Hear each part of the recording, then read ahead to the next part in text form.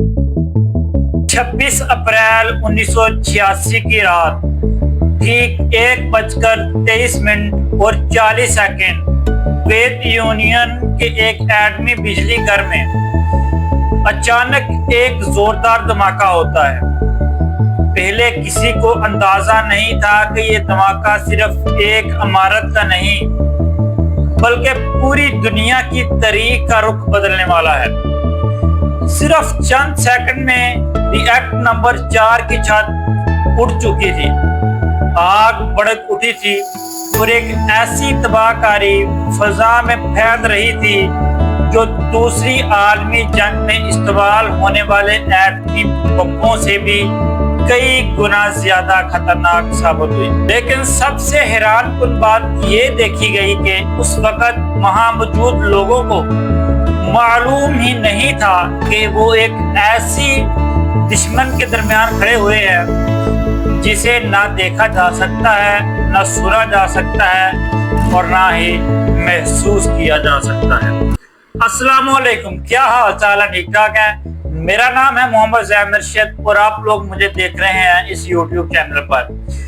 आप लोगों से गुजारिश है कि हमारे इस YouTube चैनल को आप लोगों की सपोर्ट की जरूरत है और आप लोग इसे सब्सक्राइब कर दें, वीडियो को लाइक कर दें, शेयर कर दें। ताकि वापस चलते हैं अपनी आज की इस डॉक्यूमेंट्री स्टोरी पर। आज की इस डॉक्यूमेंट्री में हम कवर करने वाले हैं चेरनोबिल को।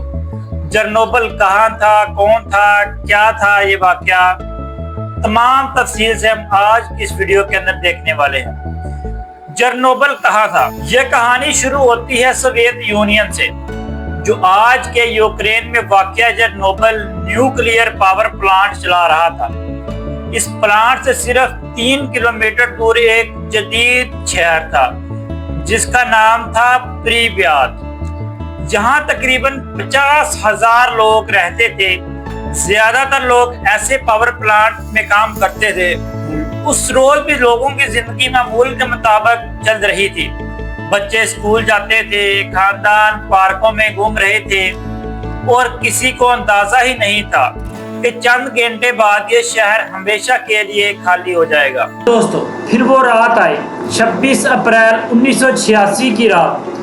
इंजीनियर एक हिफाजती टेस्ट के लिए काम कर रहे थे। मकसद ये देखना था कि अगर बिजली बंद हो जाए तो रिएक्टर कितनी देर तक अपने आप को महफूज रख सकता है। लेकिन इस टेस्ट के दौरान एक के बाद एक गलत फैसले किए गए। हिफाजती निज़ाम का कुछ हिस्सा बंद कर दिया गया, रिएक्टर को गैर महफूज सतह पर चलाया गया और अमले ने खतरे की कई वार्निंग को नज़रअंदाज कर दिया। फिर ऐसा अचानक रिएक्टर बेकाबू हो गया कि उसने पूरे शहर के अंदर ही तबाही मचा दी। फिर दोस्तों 1:23 पर शदीद धमाका हुआ।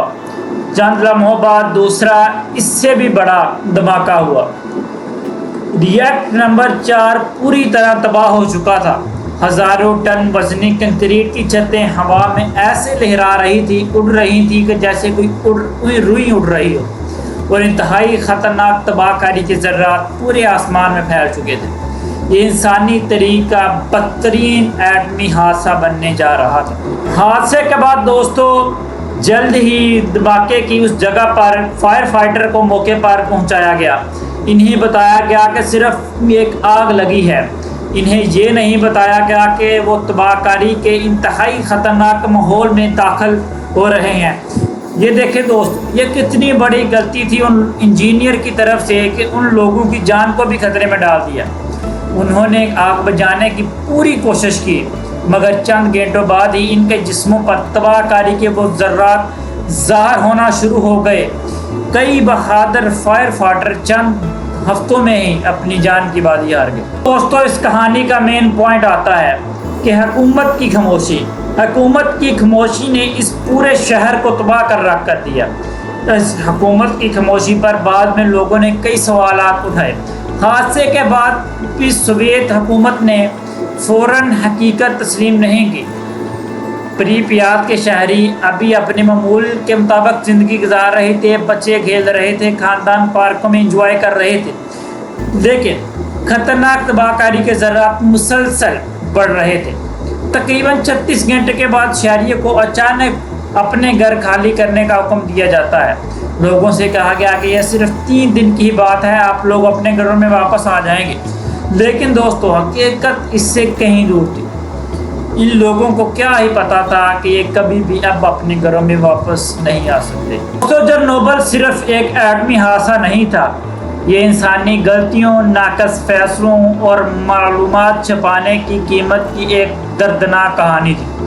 آج بھی چرنوبل کے ارد گرد وسیع علاقہ خالی ہے، کچھ جگہوں پر تباہ کاری کم ہو چکی ہے، مگر یہ حادثہ آج بھی دنیا کو یاد دلاتا ہے کہ طاقتور ٹیکنالوجی کے ساتھ ساتھ ذمہ داری بھی ایک بہت بڑی چیز ہے۔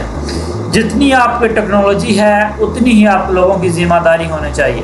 شاید چرنوبل کی سب سے بڑی سیکھ یہی تھی کہ کبھی بھی ایک چھوٹی سی غلطی پوری دنیا پر اثر انداز ہو سکتی ہے۔ جی ہاں دوستو، آج کی اس ڈاکومنٹری کا اختتام یہیں پر ختم کرتے ہیں۔ اگر آپ لوگوں کو ویڈیو اچھی لگی ہے تو چینل کو لازمی سبسکرائب، ویڈیو کو لائک شیئر کر دیجیے گا۔ تھینک یو، اللہ حافظ، ملتے ہیں اگلی ویڈیو میں۔